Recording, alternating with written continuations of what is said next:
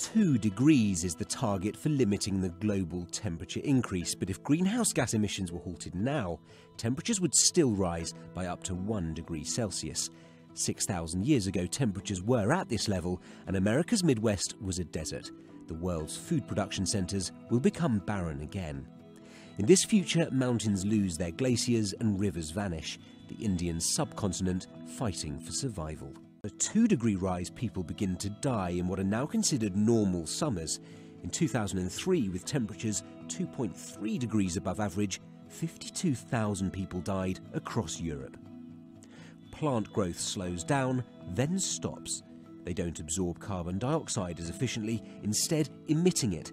The extra carbon sees global warming spiral out of control.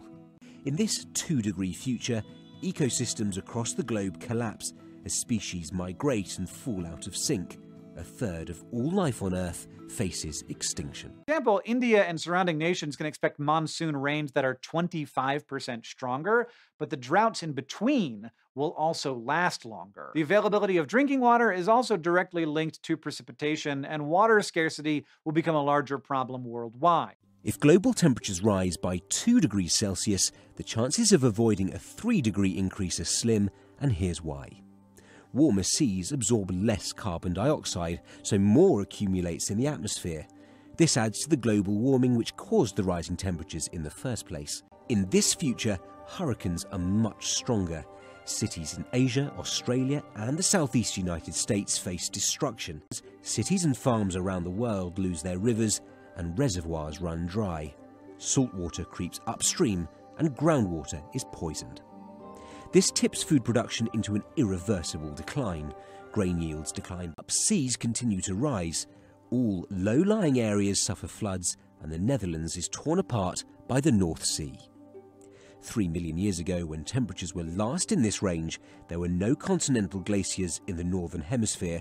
Trees grew in the Arctic, and sea levels were 25 meters higher. Some coastal areas are already struggling. During some high tides in Miami, water already slides across city streets. To drive this point home, it shows how coastal cities will fare as the climate heats up.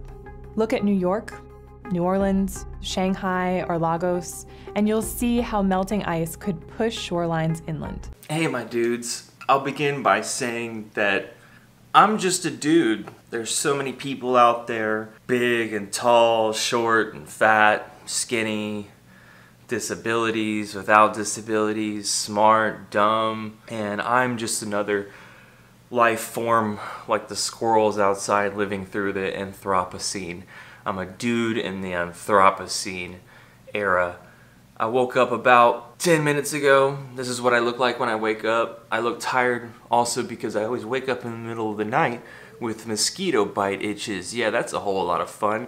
It's a sacrifice. I live in a really beautiful part of the country. There's all kinds of wooded trails and hiking and all kinds of stuff, but then you get fucking bitten and it's like hell. This is why like nomadic tribes move and they do all kinds of things to get away from bugs because they can make your life. The mosquitoes are literally like a virus. They're the worst. But like every fucking city in the United States and the Western developed world looks the same. It's like a chain of fast food restaurants. You can just imagine it. It's corporatized. It's not pretty. And then it's surrounded by areas of like ghetto and like trailer houses with all kinds of other funky, interesting looking people. And so I want to begin this video by saying how far I've come, and some might call it maturity, but if I can recall even 10 years ago, my 22-year-old self would be rushing out. I live right near like the epicenter of drinking and socializing,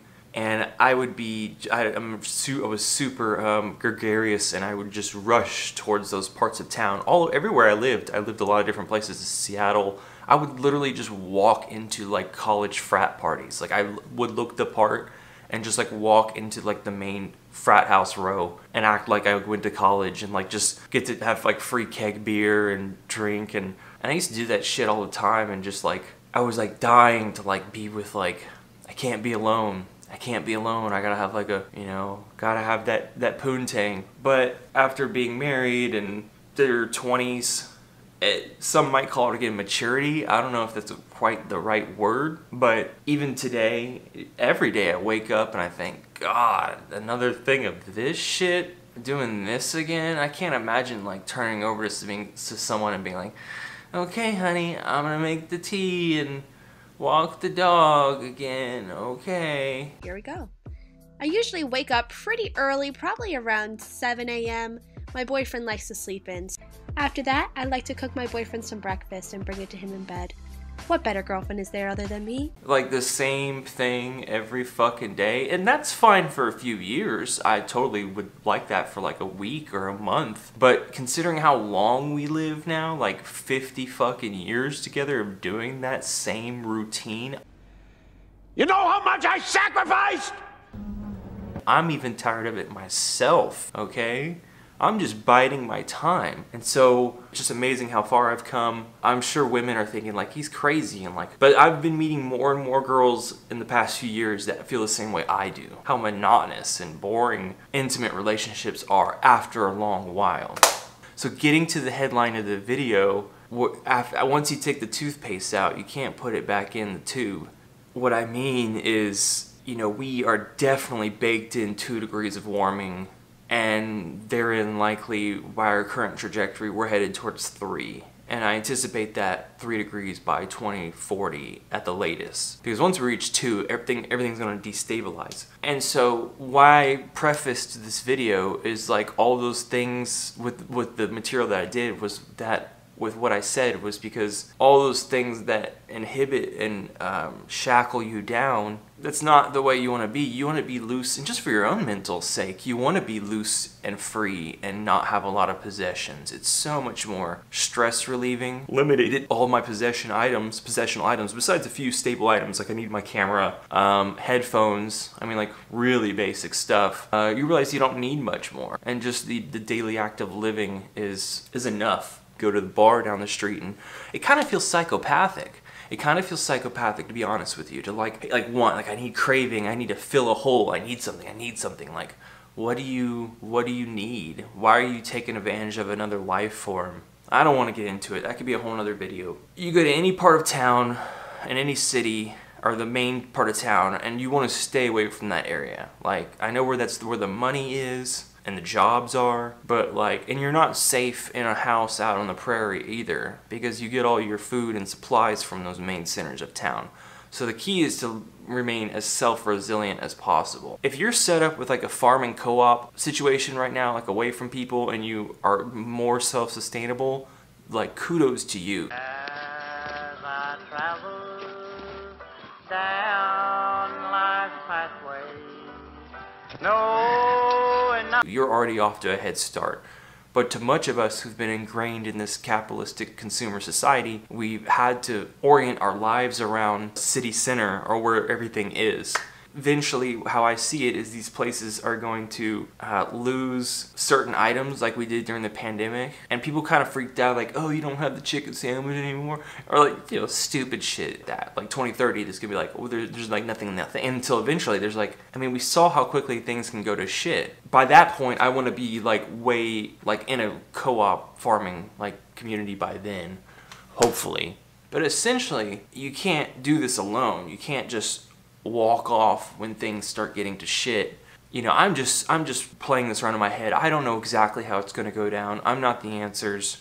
Evidence-based research on previous societies that collapsed, where it will, you know, get progressively worse, but in this case really quickly. For a second, we do need food, water, and companionship. So I talked about not relationships are monotonous. I still need a companionship. That's a hierarchy of need, and that's what I'm lacking right now, and why I'm moving into the middle of a war zone in California with the drought and the wildfires, to be with somebody. No matter how bad it is, as long as we're together, we can work these problems out. If you're a lone wolf, like, you're fucking dead in the water, like straight up. You know, among the few basic, when things start rapidly breaking down quickly, of course you'll want to get away from epicenters of people, cities, large congested areas. This is a fucking electronic lighter. Of course I'll need to charge it, but I'll have a solar panel.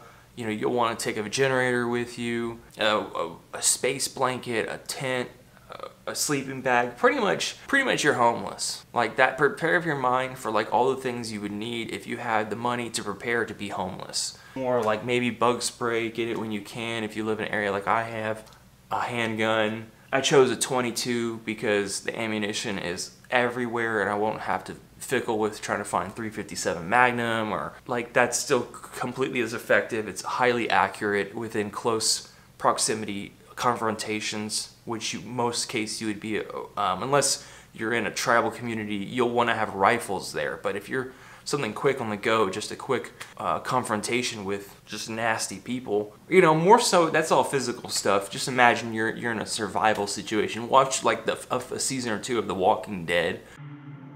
Surviving together is all that matters.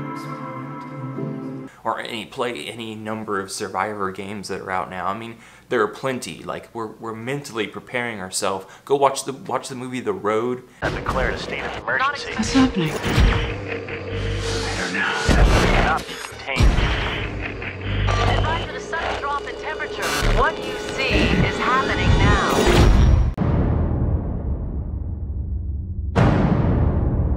Yeah, they keep moving.